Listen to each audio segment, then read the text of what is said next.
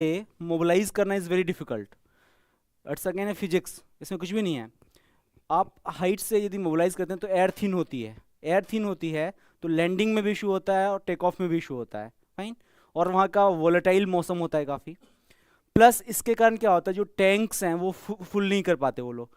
Tank full नहीं करेंगे तो जिस एयरक्राफ्ट की कैपेसिटी मान लीजिए 500 किलोमीटर्स की है, उसकी रिड्यूस ही होगी, 400 किलोमीटर्स ही हो जाएगी, फाइन। 400 किलोमीटर हो जाएगी तो इंडिया को बहुत ज़्यादा नुकसान नहीं होगा, क्योंकि that area is almost not important for India, क्योंकि वहाँ पे पॉपुलेशन काफ़ी स्पेस है, प्लस मिलिट्री इंस्टॉलेशन भी उतना तगड़ा नहीं है इंडिया का, फाइन। सो एयर पावर उनका क्रिपल्ड हो जाता है, प्लस ये वेपन भी कहीं नहीं कर पाएंगे because of the climatic conditions, plus because of the air pressure and all. So उतने लीथल वेपन भी कर नहीं पड़ते। They are building all the bridges and each and everything that can mobilise the army.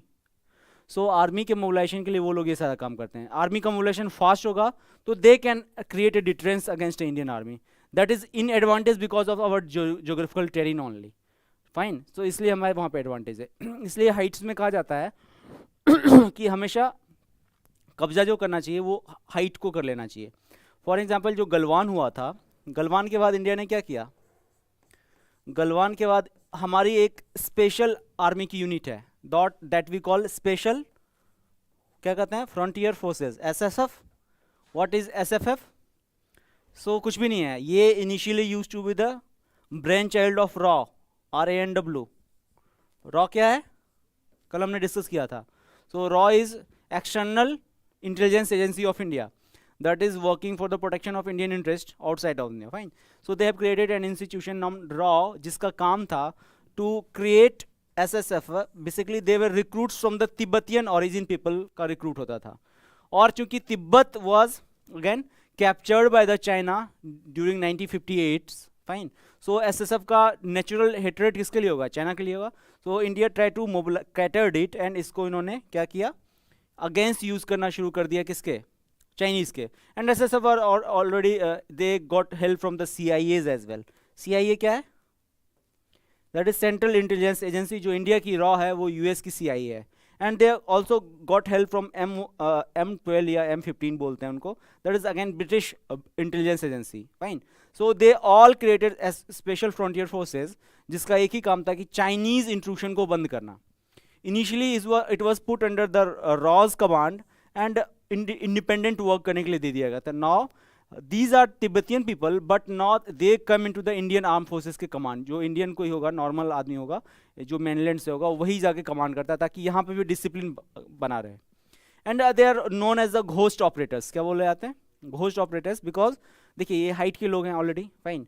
यदि normal लोग, हम लोग यदि जाते हैं हिल्स पे तो यू फील ना कि वी लैक ब्रेथलेसनेस होने लगती है, because we are not acclimatise to that condition, fine, of the high terrain. क्यों they people are having red cheeks and all, क्यों होते हैं उनके, बिकॉज वहाँ पे क्या होता है, लंग्स की कैपेसिटी बढ़ जाती है यूज़ करने की, क्योंकि हाइट ज़्यादा है, एयर वो थिन है, थिन होगा तो अडॉप्ट कर जाएगी बॉडी और एयर ज़्यादा लेगी, एयर ज़्यादा लेगी तो क्या, हीमोग्लोबिन ज़्यादा बनेगा, तो जो चिक्स होते हैं वगैरह वो लाल लाल होंगे उसके, क्योंकि हीमोग्लोबिन का वो असर होता है।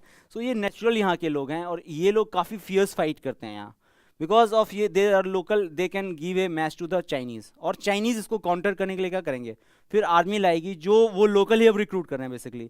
We have seen the photos and videos जहाँ पे इंडिया के एसएसएफ वाले उनके आर्मी फोर्सेस कर रहे हैं कि you are a Tibetan, you don't have the shame, you are helping Chinese. ये मैंने सुना हुआ कहते हुए on the videos that came into the social media, fine. जो अपना अपना अरुणाचल प्रदेश में भी जो थोड़ा सा उनसे लड़ाई वड़ाई हुई थी थोड़ी सी बॉम्बडिला के पास, उसमें मैंने ये सुना था कहते हुए एसएसएफ के लोगों को। So that is the reason that Chinese are building infrastructure. और इंफ्रास्ट्रक्चर बिल्ड करने का एक और फायदा है, you can mobilise your forces fast, plus you can connect your that hinterland with the mainland China। so जब जितना एलिनेशन होगा उतना नेशनलिज्म की फीलिंग कम होगी। अब not people from the mainland China's visiting these areas, ये एरियाज विजिट करेंगे तो उनमें से कोई ना कोई आर्मी में ज्वाइन भी करेगा, क्योंकि नेशनलिज्म की फीलिंग वहाँ पे भी होगी। So these are the things that helps China keep on going, that is the reason they are building infrastructure and all. So उसका ये छोटे मोटे कहीं ना कहीं आपको कुछ ना कुछ मिलता रहेगा। कई बार वो स्ट्रेटेजिकली करते हैं, कई बार वो जानबूझ के इंडिया को प्रोवोक करने के लिए करते हैं, क्योंकि इंडिया को प्रोवोक करेंगे तभी तो उनको भी फायदा है, fine. So it's that is clear. अब सो अब न्यूज़ को इसी तरह से समझ लेंगे तो आपको समझ में why they are building all the infrastructure over that, clear. चलिए now let us try to understand just quick recap कि हमने क्या क्या पढ़ा था. तो वी हैव गॉन थ्रू कितने फॉरेन पॉलिसी किसकी पढ़ी है. So we have gone through पहले नेहरू का पढ़ा हमने. नेहरू का कौन कौन सा था, जस्ट एक क्विक रिकैप. सो पंचशील था इनका क्या था, पंचशील था, ठीक है. और नॉन अलाइनमेंट भी इनके टाइम में आया था, नैम. फाइन. सो 2 फुटप्रिंट थे नेहरू जी के फॉरेन पॉलिसीज के, जो खत्म हो गया 1962 के बाद. उसके बाद कौन आती हैं, इंदिरा गांधी. और इनको सपोर्ट करते हैं कौन, राजीव गांधी. फाइन. 2 लोग आए जिनका क्या पॉलिसी, लार्जर पॉलिसी था, इंडियाज डोमिनेंस.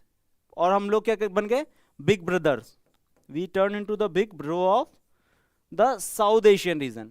जो exactly they were following what, a short of the Monroe doctrine they were following in India. Then come what, who, it is the I K Gujral.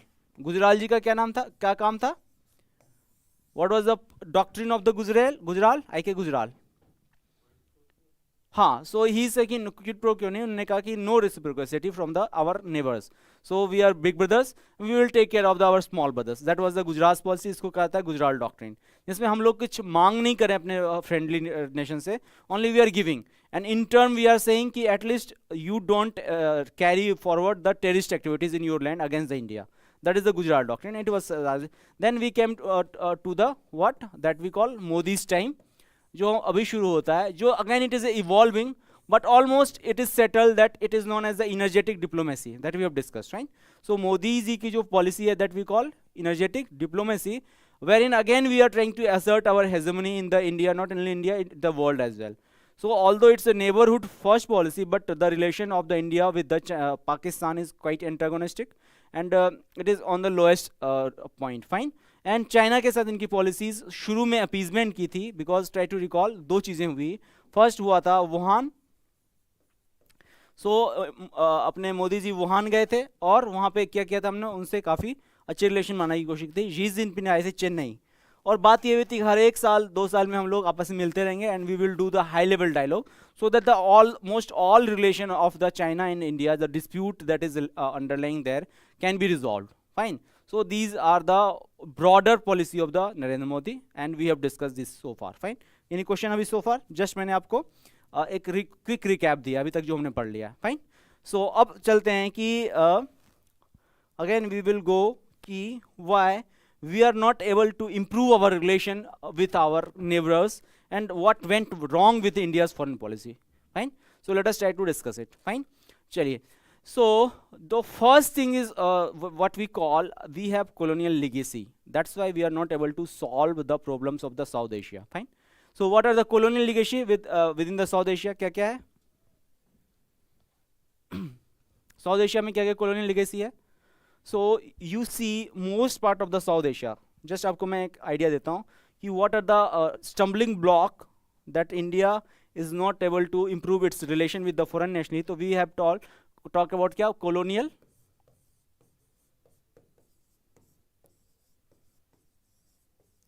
इसमें आप देखिए 3-4 चीजें हैं जो हम लोग डिस्कस करते हैं और आपको पता चलेगा what is the colonial legacy. तो पहला, कौन कौन से नेबर्स हैं, कोई उठाइए, इंडिया के कौन कौन से इमीडिएट नेबर्स हैं. पहले Pakistan. Fine. So the boundary division between Pakistan and India is very artificial. You go to the Punjab, this side of the Punjab and that side of the Punjab, सब एक टाइप के लैंग्वेज बोलते हैं, सब एक टाइप की चीज़ें करते हैं. फाइन. लैंग्वेज एक है, कल्चर एक है, फूड कल्चर एक है, लेकिन अचानक से क्या होता है, आर्टिफिशियल डिवीज़न हो जाता है पाकिस्तान का इंडिया में, पंजाब वाले हिस्से में.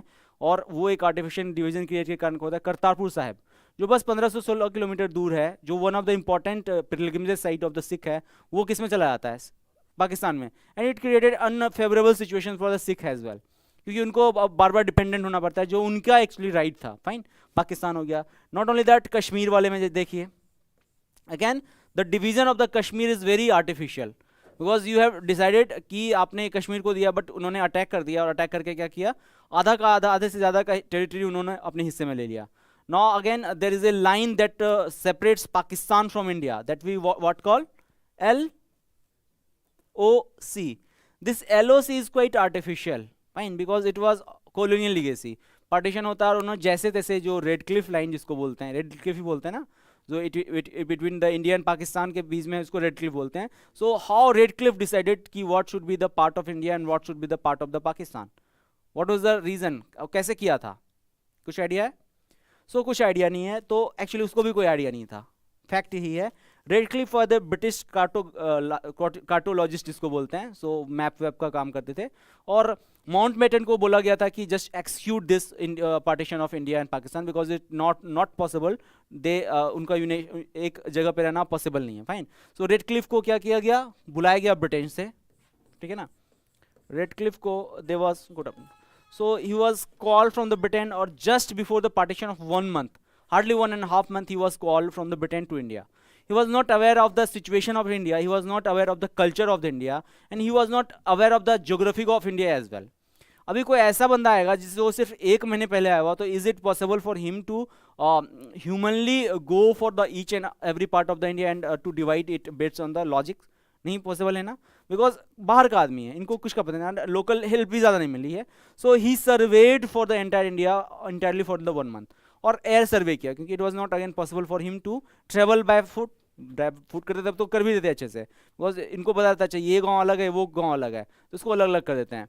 सो एयर ट्रेवलिंग किया और उन्होंने मैप को अपने तरफ से खींच दिया कि अच्छा ये पार्ट होगा इंडिया का, ये पार्ट होगा पाकिस्तान का. तो largely India was divided into 2 part, that is India and Pakistan. और इंडिया पाकिस्तान को भी बड़ा आर्टिफिशियल हुआ, that is eastern Pakistan and is the western Pakistan. Fine. ये वेस्टर्न और ईस्टर्न पाकिस्तान हो गया.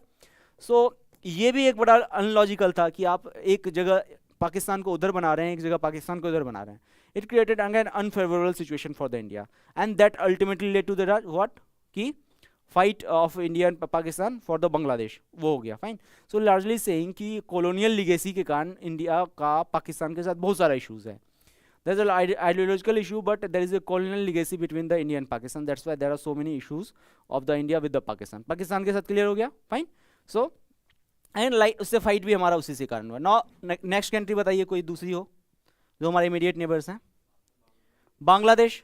सो बांग्लादेश के साथ तो हमने बांग्लादेश को ही बनाया है, तो it is not colonial legacy, but again creation of Bangladesh is out of the force because of the Pakistan's accession over the Bangladesh. Although it is a creation of the force, still Bangladesh के हमारे साथ कुछ boundaries dispute था. Again land boundary agreement हमने किया उसके साथ, LBA that we call. And LBA Bangladesh के साथ हमारे रिलेशंस बहुत ही अच्छे हैं because we don't fight which each other. हमने क्या किया, कुछ उनको चीज़ दे दी, उन्होंने कुछ हमें दे दी.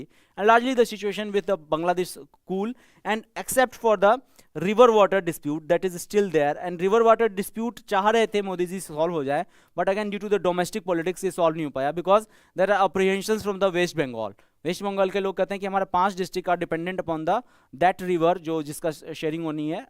सो इसलिए हमारा टिस्टा वाटर डिस्प्यूट जो है, फाइन, इसलिए वो नहीं हो पाया. अदरवाइज हमारा बांग्लादेश के साथ कोई डिस्प्यूट नहीं होता, एंड वो फुल एंड फाइनल हो जाता. अगेन यदि वो हो जाता तो मोदी जी का कद और ज़्यादा बढ़ जाता और दूसरे लोग उससे चलते. फिर क्या उन्होंने कहा कि नहीं होने देंगे. चलिए ये तो हो गया. बांग्लादेश के साथ बहुत ज़्यादा इशू नहीं है. Let us see China. So the boundary issue between India and China is again got colonial legacy. इसको क्या कहते हैं? Line of actual control. Why it is known as a line of actual control? और इसका official नाम क्या है? नहीं, कारगिल तो उधर है. What is the official name of the boundary between the India and China? McMahon line. Fine. So it is the McMahon line that separates India and the China. Fine. So what is McMahon line is again an artificial line created between the India and China, and it again got colonial legacy because यहाँ पे भी उन्होंने जानबूझ के ऐसे तैसे करके line खींच दी थी. फाइन. और कोई एक्चुअल डिमार्केशन नहीं था लाइन का. इसके कारण नुकसान क्या होता है कि हमारे और चाइना के बीच में ये फिक्स ही नहीं है कि कौन इंडिया की बाउंड्री है कौन चाइना की बाउंड्री है. The biggest issue for India in the South Asia और India as a country or India as a nation state is there is a no fixation of the boundary with the China because it is all based on the perception. और perception क्या था? 1947 के दिन या 1946 के time जिसने जिस जगह पे कब्जा लिया या हिस्सा कर लिया, हथिया लिया, वो उसकी बाउंड्री हो गई. तो it is based on the perception only. We perceive कि चाइना का दैट पार्ट जहाँ पे हम लोग अभी हैं, गलवान वाला पार्ट इज आवर्स, और वो परसीव करते हैं it's theirs. But again there is a understanding between the armies. Fine. Army कहती है कि ठीक है यहाँ तक ही हम लोग पेट्रोलिंग करते थे, that's why this area is ours, और इंडियन आर्मी कहती है हम लोग यहाँ तक पेट्रोलिंग करते थे इसलिए वो तो जो हमारा पयोंग सोंग लेक के पास हुआ तो वही तो हुआ था, परसेप्शन का इशू हो गया था, वो लोग हमारे यहाँ आ गए थे, हम लोग उन्हें पुश बैक करे थे, तो लड़ाई होगी गलवान वाली fine. So India and China के बीच जो लार्ज लिगेसी है, again very complicated issue is only because of the perception, because there is a no fixed boundary between India and China, and it will keep on going and going because solution अभी नहीं दिख रहा, there is no immediate solution, we have tried to resolve, but again due to the other reasons, for example neither USA is favorable, not Russia is saying कि India और China के बीच की boundary जो है वो सॉल्व हो जानी चाहिए, fine. But again there is a beauty between the India and China relation that कि लार्ज पीरियड ऑफ टाइम तक हमारे बीच में गोलियां नहीं चली हैं। फॉर एग्जांपल 62 के बाद almost for the next 40 years, fine, there was no use of kinetics between India and China. Kinetics मतलब गोली, गोली। So there was no use of the kinetics, जो हमारे और चाइना के बीच में था, एक अंडरस्टैंडिंग था, हमने एक डीलिंग करी थी कि जो भी बात होगी we will resolve it by talking and there will no use of the guns and all. So 62 के बाद ऑलमोस्ट इसको कहते हैं कोल्ड बॉर्डर कहते हैं, हॉट बॉर्डर नहीं है, कोल्ड बॉर्डर है, क्योंकि गोलियां नहीं चलती थी। यदि कोई बात होती थी तो सेक्टर कमांडर आपस में बात कर लेते थे और रिजॉल्व हो जाता था, because again it is a matter of the perception. Chinese know that ये इनका इलाका है, इंडियंस जानते हैं ये हमारा इलाका है, इसके बियॉन्ड वो कुछ करते हैं तो हम उनको परेशान करेंगे, वो हमको करते हैं तो हम उनको परेशान करेंगे, fine, that was the situation. Now अभी सिचुएशन जाके 2000 अभी 18-19 में बेसिकली चेंज हुई है, 19 और 20 के बाद चेंज हुई है। First it according to Doklam, fine, now it's Galwan, जब वी हैव यूज्ड काइनेटिक्स, जब हमने गोली पहली बार चलाई है, इससे पहले गोली नहीं चली थी। मैक्सिमम क्या होता था, फाइटिंग होता था, वी यूज्ड टू फाइट, और carrying gun was not a SOP, standard operation. Why there is a casualty of colonel level rank officer in the Galwan? Colonel Santosh Babu की डेथ हो गई थी ना, why it is there? क्योंकि colonel is बहुत बड़ा post होता है, so he is a sector commander कहा जाए, सेक्टर तो कमांडर नहीं कहते हैं, यूनिट का कमांड करने वाला होता है, फाइन। सो यूनिट का कमांड मतलब बहुत बड़ा होता है, 5000 लोग होते होंगे उसमें, फाइन, एग्जैक्ट स्ट्रेंथ नहीं पता लेकिन होते होंगे एटलीस्ट, क्योंकि मेजर के अंदर ही होते हैं काफ़ी लोग, कैप्टन के अंदर 100 लोग, मेजर के अंदर कम से कम 1000 लोग होते होंगे, 3-4 कैप्टन के, और इट इज़ द कर्नल जो एक यूनिट को लीड करता है, सो 500 से 600 लोग उसमें होंगे ही। तो why colonel with all his man and boys going to that area, उनकी डेथ हो जाती है उतने लोगों के साथ, 50-60 लोगों के साथ जाते हैं, फिर भी उनकी डेथ हो जाती है, बिकॉज एसओपी ये कहती है कि गन कैरी नहीं करना है। when we are talking with the China, when we are fighting with the China, there will be no use of the gun, ये ऑलरेडी एसओपी है, जो हम लोग भी यूज़ करते थे वो लोग यूज़ करते थे। तो यदि गन यूज़ नहीं होगा तो क्या होगा, क्लोज कम्बैट होगा। क्लोज कम्बैट में ये तो पता नहीं चलता कौन किसको मार रहा है। इसी में क्या होता है, चाइनीज़ ने यूज़ किया था एक मास्क टाइप का चीज़, जिससे उनकी डेथ हो गई थी, उनके सर पे लगा था एंड ही उनके उसको कैजुअलिटी हुई और डेथ हो गई। नॉट ओनली दैट, बहुत सारे लोग हमारे बर्फ में गिर के मर गए, was a very cold and harsh terrain, और लड़ाई होती है तो क्या हुआ, स्लिप हो गया। एक क्लिफ टाइप का जगह था, ये क्लिफ होता है ना, जैसे क्लिफ टाइप का जगह था जहाँ पे फाइट हो रही थी, इसके उधर खाई बहुत बड़ी थी और फाइट हो रही थी, बहुत सारे लोग उस खाई में गिर गए जो बहुत ही ठंडी थी और कोल्ड के कारण काफ़ी लोगों को हाइपोथर्मिया से डेथ हो गई, काफ़ी इंडियन सोल्जर्स हाइपोथर्मिया से डेथ हो गई, कुछ लोग तो भाग के चाइना में भी चले गए थे, इनको इन्होंने वापस किया। सो रीजन बीइंग कि because there is a SOP that says कि we will not use the guns, but of late the situation had turned volatile because China is turning quite assertive nowadays. China के regional hegemonic aspirations हैं, अब वो चाह रही है, India क्योंकि quad वाड कर रही है तो इंडिया के को कहीं ना कहीं काउंटर करना चाहिए, that's why now they are trying to assert their hegemony, इसलिए हम लोग अभी गन का यूज़ करना शुरू कर दिए हैं। The first time that large scale of the army was mobilised toward the LAC, इससे पहले हम लोग आर्मी को मोबिलाइज नहीं करते थे और इंडिया को उसके नुकसान भी काफ़ी है, और चाइना यही चाहती है। जब इंडिया ने पूरी की पूरी मोबिलाइज कर ली अपनी आर्मी, जब उन्होंने पूरा अपना एक सेक्टर अपना यूनिट उधर डिप्लॉय कर दिया, तो उन्होंने कहा ठीक है सीज फायर, अब कहते हैं कि हम लड़ाई नहीं करेंगे, फिर क्या करेंगे, वो वापस चले जाएंगे, तंबू वम्बू उखाड़ा, लास्ट ईयर देखा होगा आपने, और तंबू उखाड़ के चले गए, फिर इंडिया वाले भी वापस आ जाएंगे, because it's very difficult to remain there, काफ़ी लॉजिस्टिक खर्चा होता है, पैसा कर, फिर क्या करेंगे वो अगले साल फिर वो यही काम कर देंगे, फिर इंडिया वाले मोबिलाइज होंगे, फिर इंडिया को नुकसान, लड़ाई नहीं होगी but they will keep on denting India's economic clout, fine. So इससे इकोनॉमी को बहुत नुकसान होता है, नुकसान होगा तो इंडिया को छोटे छोटे नुकसान होंगे तो एक बड़ा नुकसान हो जाएगा, पेट्रोल का राइज होगा, फाइन, सब्जी का रेट बढ़ जाएगा और भी चीज़ें बढ़ जाएंगी, तो इंडिया में लोकल इश्यूज काफ़ी हो जाएंगे, लोकल पॉलिटिक्स अफेक्ट होगी, तो अल्टीमेटली फायदा किसको होगा, चाइना को होगा। तो they will not fight a full scale war but they keep on fighting छोटे छोटे लेवल का वॉर, और जिसको कहते हैं fog of war they will create, और all these things legacies go to the what, that is the colonial legacy, because there is a no fixation of the boundary fix होता है, ये सब लड़ाई नहीं होती. So only because of the colonial legacy we have to face all this situation. Fine. Now let us try to understand the Nepal के साथ relation. Fine. So Nepal के साथ भी हमारा कुछ issues है. क्या है? बॉर्डर में क्या है? नाम सुनिए, बताया, सुना होगा आपने, कुछ दिन पहले न्यूज में आया था. काला पानी. So काला पानी is again a legacy that goes to the अपना colonial legacy. पहले बताता हूँ कि क्या हुआ करता था actual situation. So Nepal was almost an independent state, fine. But Britishers ने उनके ऊपर अटैक भी किया था, और फाइनली 1816 में नेपाल हार जाती है. नेपाल का जो किंगडम होता है वो हार जाता है ब्रिटिशर्स से, और ट्रीटी ऑफ सिगोली होती है. क्या होती है? Treaty of Sugauli. और वहाँ पे ये सब एरिया जो सिक्किम का और उत्तराखंड का कुछ part was acceded by whom, Britishers from the Nepal area. So again it's a artificial creation. You go to that area Uttarakhand, और you go to the Sikkim, you go to the Darjeeling, वहाँ का लोकल डायलेक्ट क्या है? Very interesting. सर जो आप जाते हैं उत्तराखंड, ये कोई गया है? कोई है यहाँ से? उत्तराखंड जाइए, या फिर आप सिक्किम जाइए, या फिर आप दार्जिलिंग जैसे एरिया में जाइए. सो वहाँ का जो लोकल लैंग्वेज है, लोकल डायलेक्ट है, वो क्या है? नेपलीज है. So you will be amazed, वो नेपलीज बोलते हैं, फ्रिक्वेंटली नेपलीज बोलते हैं वो, क्योंकि ओरिजिनली वो जो हैं वो नेपाल के ही थे. बट ब्रिटिशर्स के कारण, और डिमार्केशन कुछ नहीं था, British wanted to create a buffer state. तो उन्होंने क्या किया, जो उनको लगता था वल्नरेबल है उसको सबको इंडिया के पार्ट में ले लिया. इसके कारण लड़ाई हुई. लड़ाई में क्या होता है, 3-4 बार लड़ाई होती है. फाइनल लड़ाई क्या होती है? नेपाल से. नेपाल वाले हार जाते हैं 1816 में, और कुछ एरियाज को ब्रिटिशर्स कैप्चर कर लेते हैं. उसी में से देयर इज उत्तराखंड का कुछ part, and there is a Sikkim, and there is other part of India including Darjeeling. So it used to be originally part of the Nepal, but Britishers ने ले लिया. अब क्या करते हैं नेपाल जनरली कुछ नहीं करना चाहते इंडिया से, because we are very good relation, because Nepal का डिपेंडेंसी इंडिया के ऊपर काफ़ी है. बट अगेन वहाँ पे यदि रिजीम चेंज होगी, and that regime is supported by the China, तो दे विल डू समथिंग. तो वो क्या करते हैं इसी टाइम में कि there is a issue that is Kalapani. काला पानी एक्चुअली इंडिया के लिए इंपॉर्टेंट क्यों है? कि क्योंकि ट्राई टू रिकॉल कि India is making 4 Dham, fine, और India is trying to extend its border up to, extend its infrastructure up to China. At the same time हम आपने बोला क्वेश्चन कि चाइना क्यों बना रही है? क्योंकि mobilisation of resources, army and all easy हो जाए, इंटीग्रेशन जल्दी होता है. तो इंडिया भी यही कर रही है.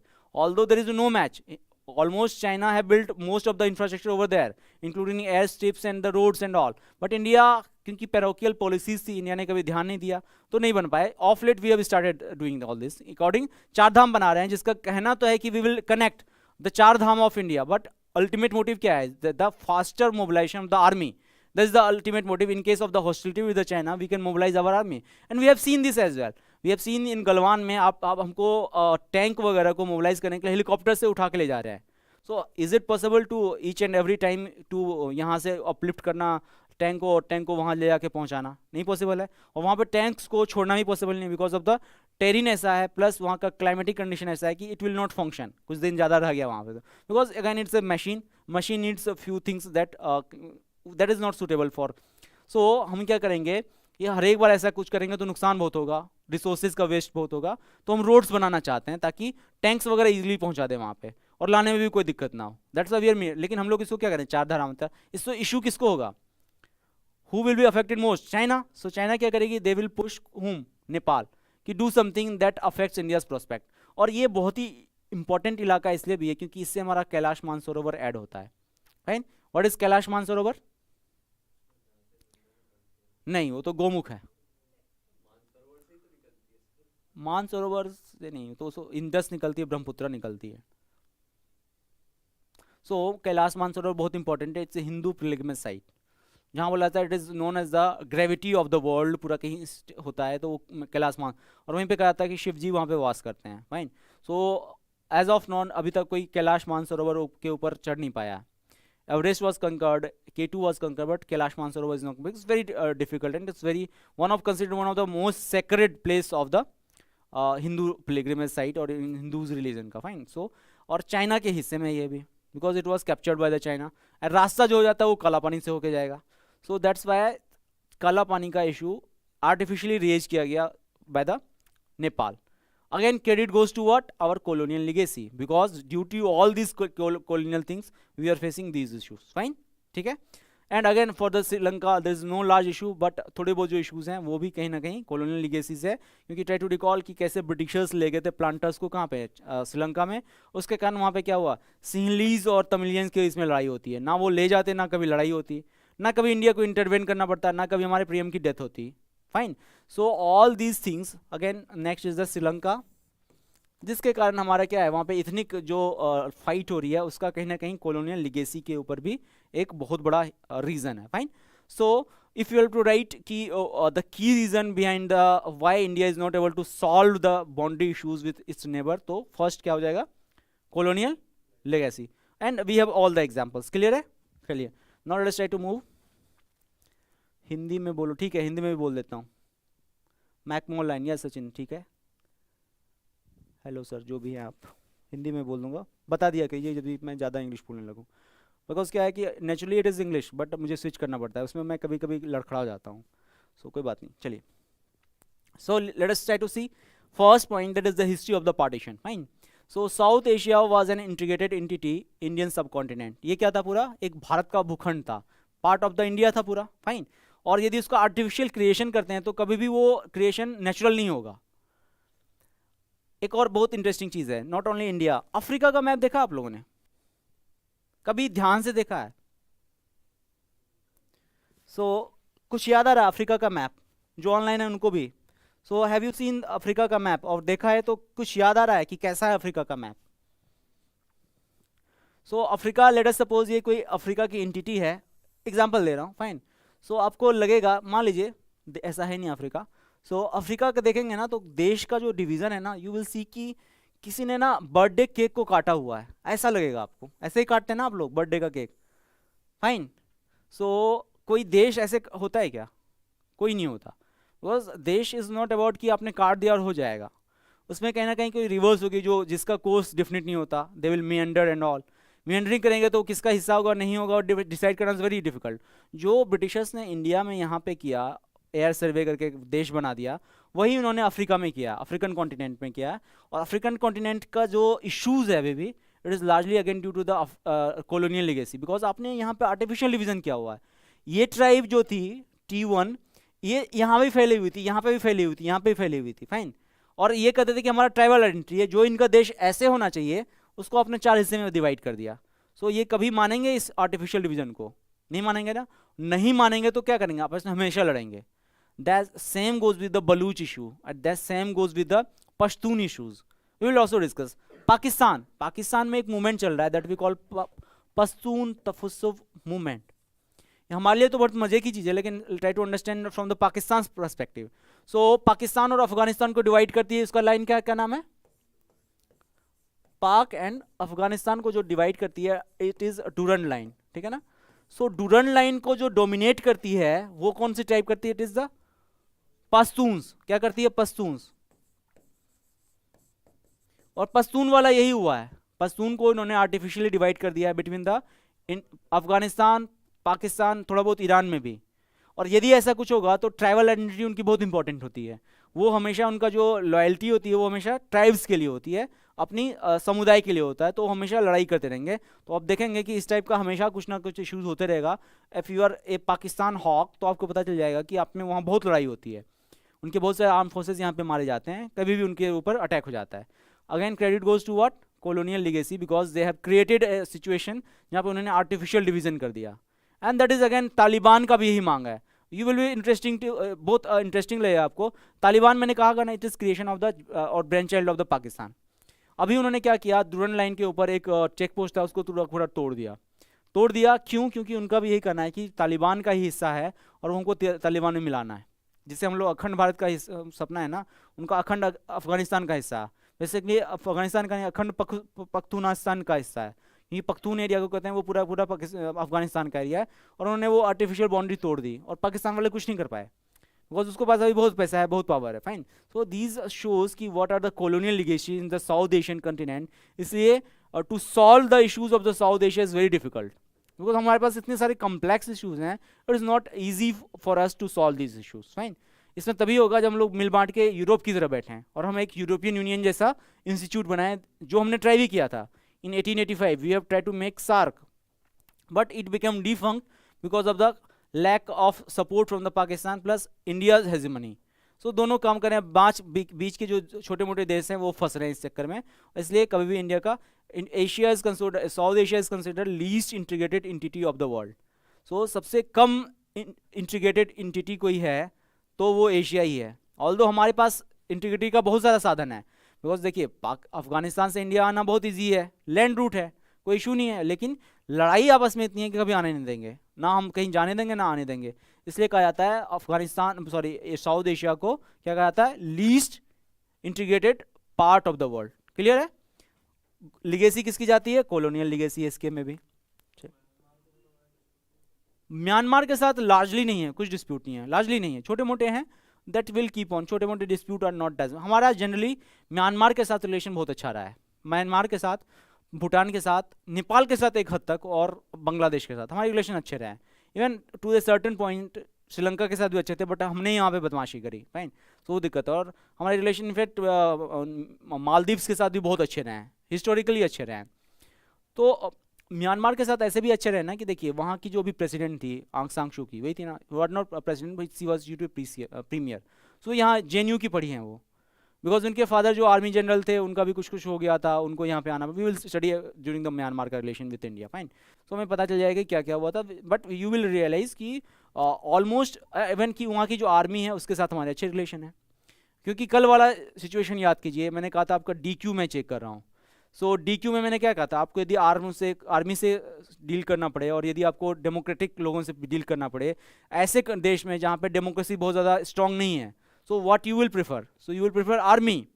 सो इंडिया भी क्या करती है, जैसे वहाँ पे कू हुआ, इंडिया ने वहाँ के आर्मी के साथ दोस्ती कर ली, and we are having very good relation with the Myanmar as well. Although वहाँ पे ह्यूमन राइट वायलेशंस है, बट इंडिया वाले चुप रहते हैं जनरली, क्योंकि यदि हमने बोलना शुरू कर दिया तो क्या हो गया, म्यांमार किसके साथ चला जाएगा? चाइना के साथ, क्योंकि उसका तो ऑप्शन खुला है, और फिर इंडिया के रिलेशन से खराब होने शुरू हो जाएंगे। और you will be amazed to know कि कम से कम वहाँ 30,000 इंडियन वहाँ रहते हैं, 30,000 इंडियंस रहते हैं, क्योंकि Myanmar used to be the part of India as well. कब अलग हुआ है म्यांमार इंडिया से? 1936 में। कब अलग हुआ है? बहुत late, 1936, fine. Government of India act 1935 उसके बाद आए, हटाए वो। So these were part of India only. और इसलिए कहते हैं कि अखंड भारत का सपना जो देखते हैं वो गलत भी नहीं देखते, क्योंकि आप सोचिए यदि इंडिया का ये सारा पार्ट हो जाता तो कितना हमें फ़ायदा होता। म्यांमार मीन्स आपको कहाँ कम्बोडिया जाने की जरूरत नहीं पड़ती, सब अपने देश का हिस्सा होता।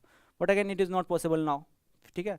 चलिए, now let us try to understand many and more concern with the about separating their interest from the India, fine, that is the second thing. और वो चाहते हैं कि हमारा और इंडिया के जो इंटरेस्ट हो क्लैश ना हो, सेपरेटेड रहें, क्योंकि उनको उससे नुकसान है। चलिए, second is the asymmetry in size. क्या इससे नुकसान है? Let us try to understand. It give rise to the big brother small neighbourhood syndrome. So India की साइज जो है, we are a continental country, कहते हैं ना, we are a continental country, that's why कहते हैं जो इंडिया का climatic condition is a continental. हमारे यहाँ ट्रॉपिक्स भी हैं, हमारे यहाँ क्या हिमालयन हाइट्स भी हैं जहाँ पे फ्रीजिंग कोल्ड होती है, और हमारे यहाँ कोस्ट भी हैं जहाँ पे कभी ठंडी नहीं पड़ती, और हमारे यहाँ ऐसी भी जगह पर जहाँ पे खूब बारिश होती है, और हमारे यहाँ ऐसी भी जगह जहाँ पे ड्राई लैंड है, that is Rajasthan, fine. So we have the diverse culture, we have diverse religion, we have diverse climatic condition and all, that's why call India is called as Indian subcontinent, क्योंकि ये continental size का ही देश है, fine fine. सो इतना बड़ा देश होगा, हमारे आसपास के देशों को देखिए आप, बहुत छोटे छोटे हैं।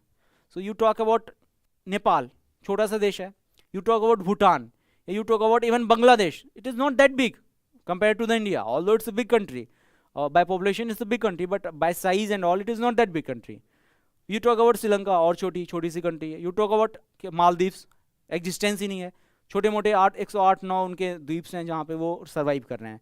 वो भी यदि सी लेवल ज़्यादा बढ़ गया तो वो भी पता नहीं मालदीव्स बचेगा कि नहीं बचेगा, क्योंकि they are vulnerable to the climate change. Now you come to the Pakistan. Pakistan भी बहुत छोटा कंट्री है कंपेयर टू इंडिया। यूपी लगा लीजिए बस, यूपी है वो, यूपी से बड़ा नहीं है, फाइन।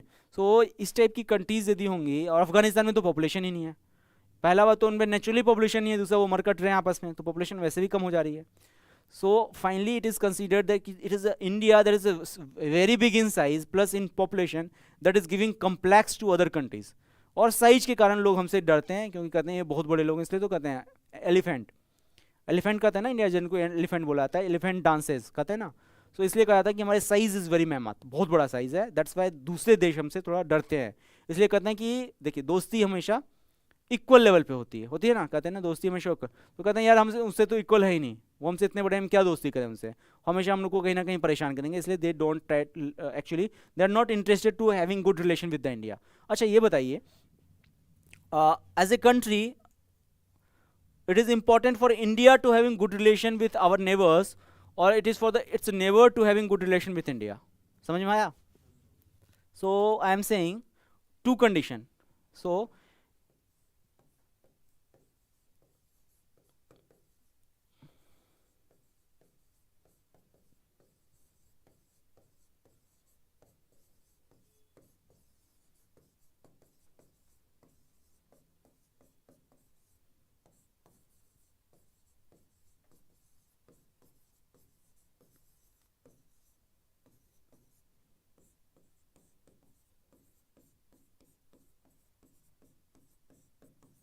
बताइए एज ए डिप्लोमेट, फिर आज का आज आपका होगा DQ चेक होगा, क्या होगा दैट इज, तो मैंने आपको क्लू दे दिया,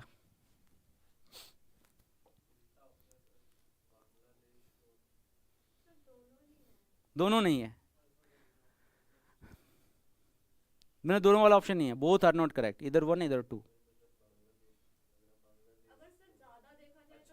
लॉजिक,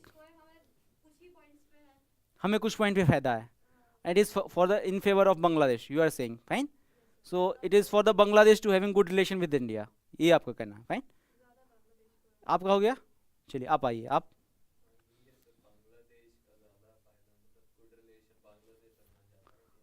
ठीक है, fine, anyone who is online, so India को बांग्लादेश से ज़रूरत है कि बांग्लादेश को इंडिया की ज़रूरत है, मैं पूछ रहा हूँ, जो ऑनलाइन है वो बता दीजिए। नाउ कमिंग टू यू, अब बताइए, third opinion I will take, then will discuss. India का, what is the reason why India want good relation with Bangladesh and it is favourable for India as well?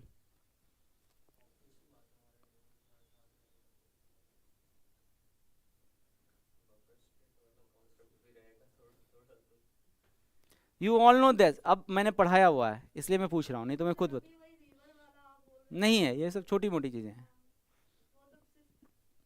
मैंने कहा as a diplomat सोचिए ना, as a diplomat सोचिए, as a चाय वाले के यहाँ का आदमी मत सोचिए, या फिर जूस वाले के यहाँ आदमी बैठ के बात करते हैं ना न्यूज़पेपर के ऊपर चर्चा, वो नहीं करना है।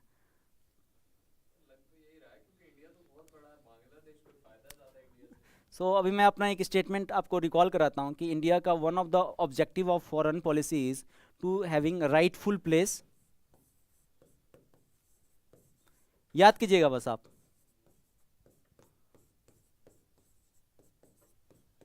किसमें, इंटरनेशनल कम्युनिटी, ये वाला वर्ड किया था मैंने, और कमिटी ऑफ द नेशन हमने ये भी कहा था,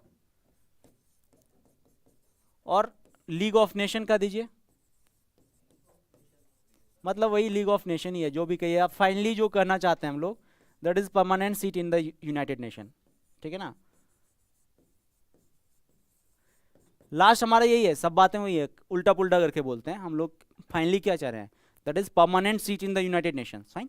अब बताइए, सो जो श्रीलंका का के साथ हो रहा है वही चाहते हैं बांग्लादेश के साथ हो, अच्छा ठीक है, we will come to you, कैसे आप चाहते हैं उसको डिस्क्राइब कर दीजिए, मैं डिस्कस कर लूँगा आपसे, सचिन।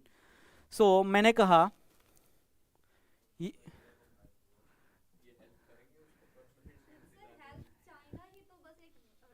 नहीं नहीं नहीं नहीं नहीं, क्यों चाइना के हटा दीजिए, you leave the China, there is independent country Nepal, when they will not surrender their sovereignty before India, Nepal को हटा दीजिए, सोच लीजिए चाइना है नहीं, they will never surrender because of late the feeling of nationalism is quite growing for India का जो aspiration है बहुत हाई है, हमें रीजनल दादा नहीं बनना है, ठीक है ना, हमें दादा बनना ही नहीं, हमें कहाँ जाना है, यूनाइटेड नेशंस जाना है। सो आपके एस्पिरेशंस इतने हाई हैं, और आप यदि रिलेशंस खराब रखेंगे अपने नेबर्स के साथ, तो what image you are portraying, that you are not a nation that need to be into the United Nations permanent seat में, it gives an inspiration कि आप दादा लोग हैं, आपको बस गुंडागर्दी आती है और आपको नहीं देंगे इसमें, यही होगा इमेज आएगा। so it is for the India to have good relation with the other foreign other neighbors and not for the its neighbor countries, because उनको आप नहीं support करेंगे तो there are lots of the country who are willing to support them and they can slide with anyone and they do it frequently, और उनको फ़ायदा भी उठाते हैं, like countries like Bangladesh, they take benefit from the India as well as the China, वो हमारे से, हाँ, यूएन में जो परमानेंट मेंबर है उनका 100% चाहिए, जो बाकी है उनका तो 50% चाहिए ना सपोर्ट। डजेंट मैटर, आपको कोई सपोर्ट ही नहीं करेगा ना, आपकी इमेज खराब हो जाती है ना, आपकी इमेज ही खराब हो गई है। आपकी इमेज ये हो कि ये यदि बन गए यूनाइटेड नेशंस में तो और ज़्यादा गिरी करेंगे। ये चाइना अखंड भारत का सपना इनका ऑलरेडी है, और मीडिया में तो कह देंगे यार अखंड भारत वाले लोग हैं। और आपने कर भी रखा, आपने श्रीलंका में इशू क्रिएट कर रखा है, आपने पाकिस्तान में तो कर ही रखा है। You have created issues in Nepal, you are creating issues in the Bangladesh, and you are creating issues in Maldives and all. So आपकी इमेज ऐसी जाएगी कि they are trouble makers of the world, and they are not the solution maker. So world is wanting what? World is already fizzled with the troublemakers.